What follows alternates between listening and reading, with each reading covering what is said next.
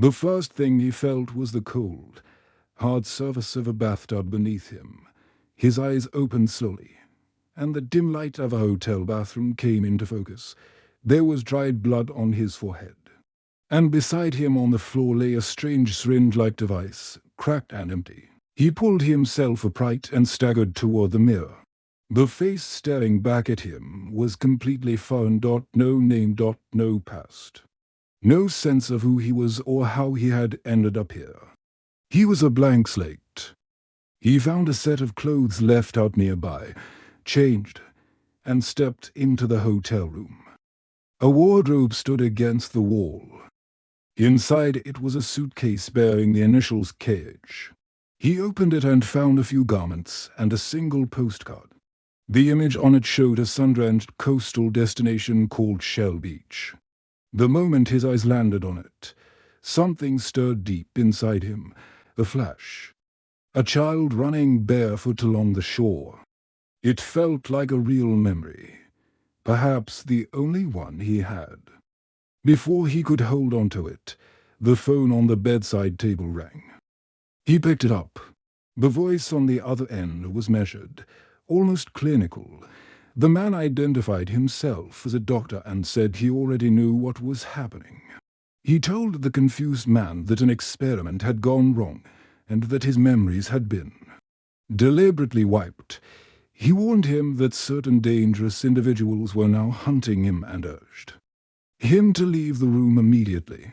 The man barely had time to process any of this when he turned and saw something that made his blood run cold.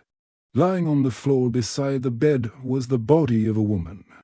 Her skin bore deep, circular spiral markings, carved with precision, as though the act had been part of some dark ritual. A knife stained with blood lay nearby. Whoever had done this had not been in a hurry. He grabbed the suitcase and bolted. As he stepped into the hallway, the elevator doors slid open and 3 figures emerged. They were tall, broad-shouldered, and dressed in long dark coats. Their skin was unnaturally pale, almost ashen. Their expressions utterly blank. Something about them was deeply, fundamentally wrong. He turned and sprinted for the stairwell. It was exactly midnight. On his way out, he passed a woman slumped inside a phone booth, unconscious, her phone still clutched in her hand. As he moved further through the lobby, he realized the entire hotel had gone silent. Staff, guests, everyone was collapsed or slumped in place, completely motionless, not sleeping but suspended. Like mannequins ranged in poses of daily life, he kept moving, not understanding any of it. Then a voice called out behind him, the receptionist, now fully awake, called him by name. John Murdoch, round him.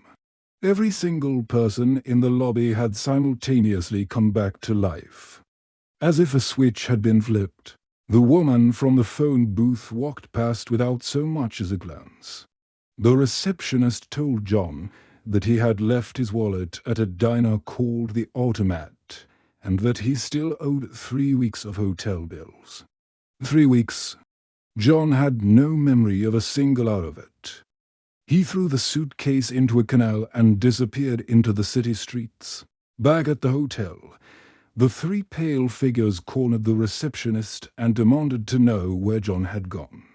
When he told them, one of the strangers pressed his hand against the man's face and simply said, "Sleep." The receptionist crumbled to the floor instantly.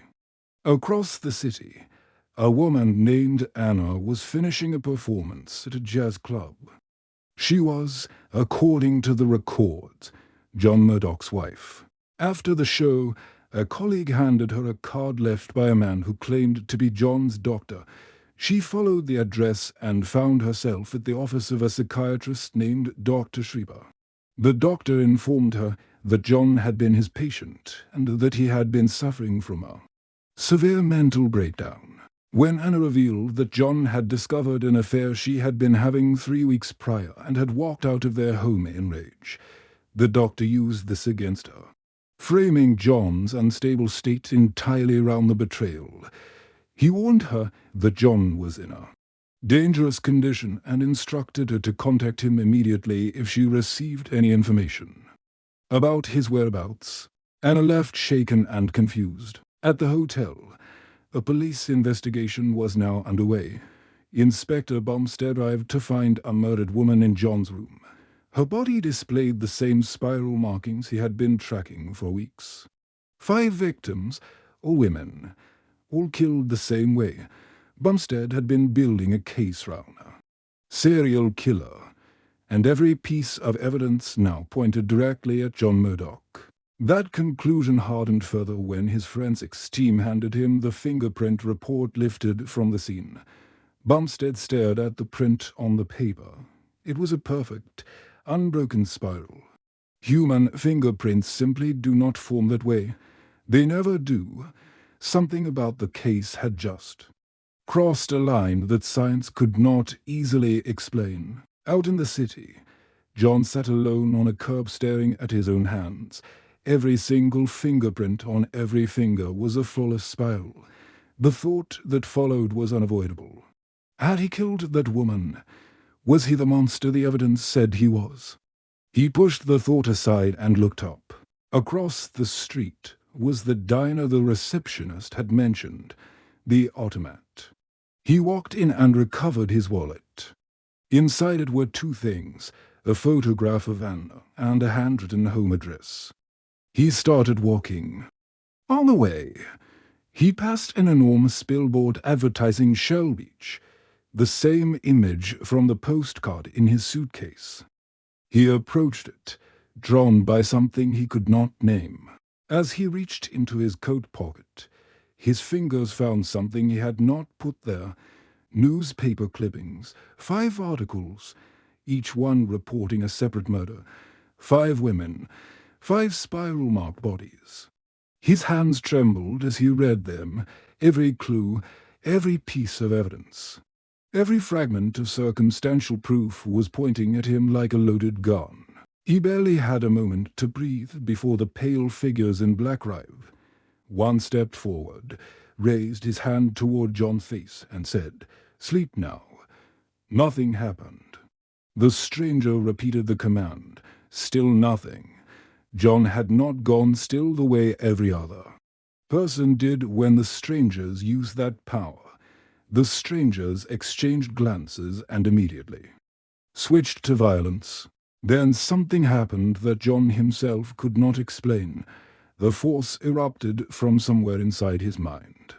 A wave of invisible energy that cracked the ground beneath their feet and sent all 3 men flying. One of them whispered in disbelief. He can tune. A brutal fight followed, and it ended when the massive decorative arm of the Shell Beach billboard model struck one of the strangers in the head. What happened next was unlike anything John had ever seen. A worm-like creature with writhing tentacles crawled out of the man's shattered skull and died on the pavement. These were not men at all. Below the city, deep underground, was a colony unlike anything on the surface. Dozens of these creatures moved through dim corridors, calling each other by names like Mr. Quick, Murdoch Hand, Mr. Night, and Murdoch Face. Their leader was Mr. Book, and he stood before a massive clock, orchestrating everything from a chamber at the heart of their world. John Murdoch had become their most urgent problem. John found Anna's address and went to her. She was frightened but relieved. She told him everything she believed to be true. The affair, his breakdown, his disappearance. John listened without recognition. Not a single moment of it felt familiar. She handed him Dr. Shriver's card. He was preparing to leave when Inspector Bumstead appeared at the door with his weapon drawn. Anna pushed the inspector aside, giving John just enough time to bolt down the stairwell. But he overshot the exit and found himself trapped in the basement. He was cornered. Then that force inside him surged again, and a doorway opened in the solid wall before him. He stepped through, the wall sealed shut behind him.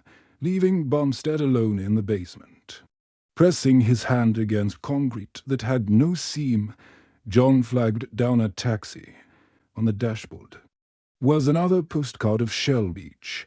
He asked the driver if he knew the way. The driver laughed, said of course he did, talked about his honeymoon there, then silence.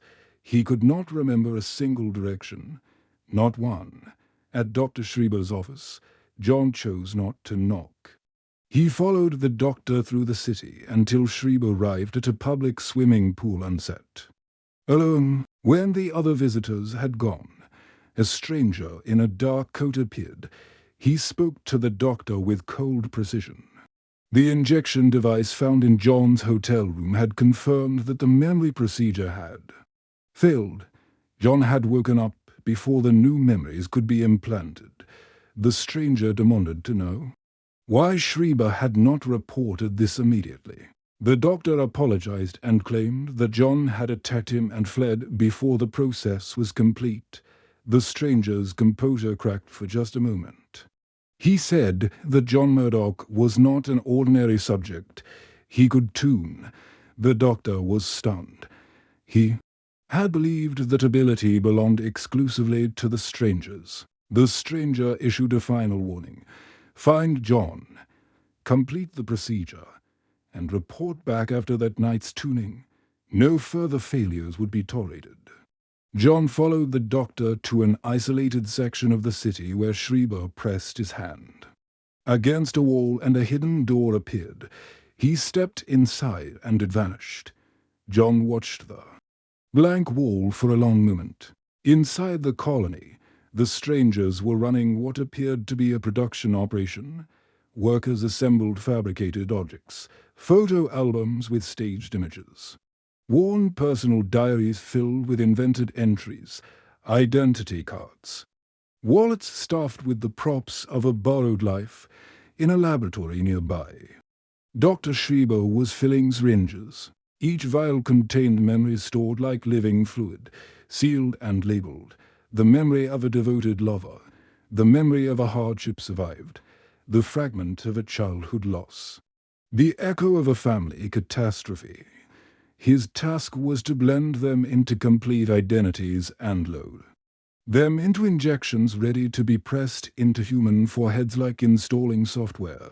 Across the city, in a modest apartment, a couple sat at a worn kitchen table. The man had lost his job. They were calculating how to feed their children. Then the clock struck 12, and the city died. Every car stopped mid-motion. Buses idled. Trains froze on their tracks. Every single person in the city fell unconscious where they stood or sat or walked. All except one. John Murdoch stood in the middle of a frozen street and watched the world hold its breath round him. This was the tuning. Mr. Book stood before the great clock, its hands locked at midnight, and gave the order to begin. The strangers gathered round their enormous circular machine and began to generate a frequency. And then the city itself began to move. Buildings tore themselves free of the ground and rebuilt. Streets rearranged. Towers rose from nowhere. Floors multiplied. New structures erupted from pavement like concrete flowers. The entire city was being physically reconfigured in real time. Schreiber and a group of strangers moved through the frozen streets carrying unconscious bodies, repositioning them, injecting new memories into their minds before returning them to pose positions. A man sleeping in his bed was carried to a barber's chair and left there, freshly trimmed, as though he had been sitting there for an hour. The struggling couple in the small apartment were dressed in fine clothes. Their home was transformed into a spacious, elegant bungalow. New memories were injected into each of them. Then the doctor turned and found John standing directly in his path. Schreiber stumbled backward. John pressed him, demanding answers. His voice shook. His anger was not just emotion, it was force. And it physically threw the doctor to the ground. Schreiber looked up, genuinely astonished. He said that John possessed their power, Not a diluted version of it, but something greater. Because the strangers could only tune when working collectively, all of them combined. John was doing it alone. He urged John to come with him, promising to teach him to fully control it, promising together they could dismantle everything the strangers had built. But before either of them could move, the pale figures were closing in. John ran. The clock resumed. The city breathed again. The man in the barber's chair paid his bill and left with no memory of ever being anywhere else. The wealthy couple laughed over breakfast as if they had always lived in luxury. Underground, Mr. Book was planning the next transformation when a stranger named Mr. Hand stepped forward with a proposal if John carried their powers.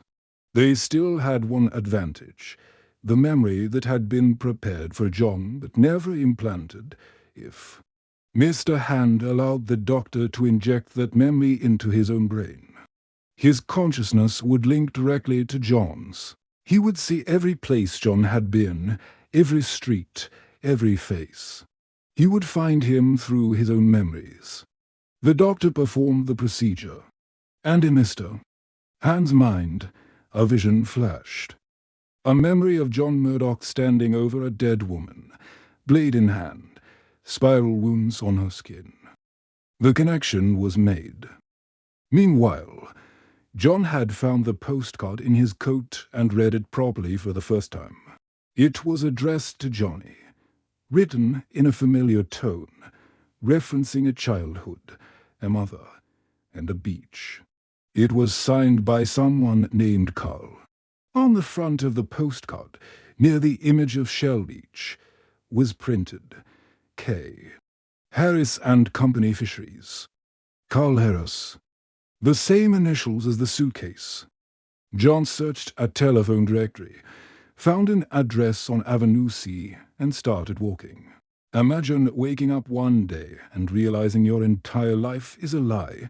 That's what happens to John. He starts noticing glitches in his reality, people repeating the same phrases. Memories that feel implanted, and a strange feeling of being constantly watched. Soon, he discovers a horrifying truth. His city, his job, his very existence are all part of an elaborate experiment controlled by unseen forces. But John isn't alone. He finds allies in a compassionate doctor who senses something is wrong and a skeptical inspector who can know well. Ignore the mounting evidence together. They must navigate a world designed to keep them trapped, outsmart their mysterious puppet masters, and find a way to break free. Will they uncover the truth and escape their prison, or will their reality collapse around them? Find out in this mind-bending thriller. Don't forget to like and subscribe for more stories like this. The three of them moved through the city with urgency. As they walked, Schreiber filled in the parts John did not yet know. He told them that the strangers had abducted all of them from somewhere. No one remembered where. Everyone in the city was a subject in an ongoing experiment. The strangers cycled through human lives, swapping memories between people, giving killers the pasts of saints and saints the pasts of killers, to observe how behavior changed, to try to isolate whatever it was that made human beings individual. They were searching for the soul, that specific, unqualifiable element that makes one person fundamentally different from another despite shared circumstances. And the reason they needed to understand it was because their species was dying. They shared a single collective consciousness, no individual thought, no unique identity, no emotional autonomy. They were an organism, not a society. They believed that what humans carried in their individual souls was something they lacked and needed to survive. Their technology had outpaced anything human science had produced, where a human researcher would observe a subject. The strangers could simply inject a complete criminal psychology into an ordinary accountant and watch what happened next. They could build a city from scratch, redesign it overnight, and make its inhabitants believe it had always been that way. All of it powered by the machine beneath the surface and focused through the collective mental force of their entire species. Schreiber also confessed that they had erased his own past completely. He no longer knew who he had been before they took him. He had no home to return to, no name of his own that he could verify. When they finally reached the edge of the city, there was no ocean. There was no beach. There was a wall, and on it hung a gigantic printed poster of Shell Beach. John tore it down. Behind it was solid stone. He and Bumstead found a heavy tool and broke through. What lay beyond the wall was not water, not land, not sky. It was open space, stars, darkness. The city was not a city at all. It was a structure floating in space, enclosed in a transparent atmosphere shell. Dark by design because the strangers could not tolerate light. Mr. Hand and the other strangers arrived. They had brought Anna. Bumstead opened fire immediately, in the struggle. He and one of the strangers grappled too close to the breach in the wall. They both fell past the edge, struck the transparent outer barrier, and were expelled into the void. Murdoch Hand turned his power on John and knocked him unconscious before he could react. They dragged him down to the colony. John was secured inside a large metallic ring, while the strangers assembled round him. Book addressed them all. He declared that in John Murdoch they had finally isolated what they had been searching for, the element that could not be explained by memory or conditioning alone. The experiment was over. They intended to merge their collective memory into John's consciousness and absorb his soul into their shared mind. The doctor was called forward to perform the procedure. But Schreiber had made a quiet substitution. He switched the vials instead of injecting the stranger's collective memory into John. He injected the other syringe, the one that John had pocketed earlier in the night. That syringe contained something Schreiber had prepared long before this moment, the complete knowledge of how to use the stranger's tuning ability, compressed into memory form, ready to be downloaded directly into a human mind. John opened his eyes, and everything had changed. He understood the machine now. He understood how the power worked and what it could build. He was no longer just a man with an instinct he could not control. He was what Schreiber had been preparing him to become. He broke free and moved through the colony like a force of nature. One by one the strangers fell. Book was the last. When it was over, John stood alone in the heart of their machine, and he understood that everything above him, the city, the walls, the false sky, was his to reshape. He turned the structure toward the star at the center of their orbit. Light, real light, poured over the city for the first time.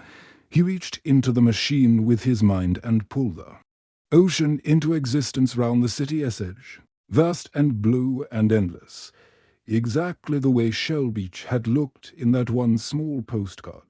The people of the city woke to a sunrise no one had ever seen before. The world above had become something real. John walked to the city's new edge and stood where the shore met the water. Anna found him there. Neither of them knew who they had been before any of this. But the ocean was real. The light was real, and they were standing in it together.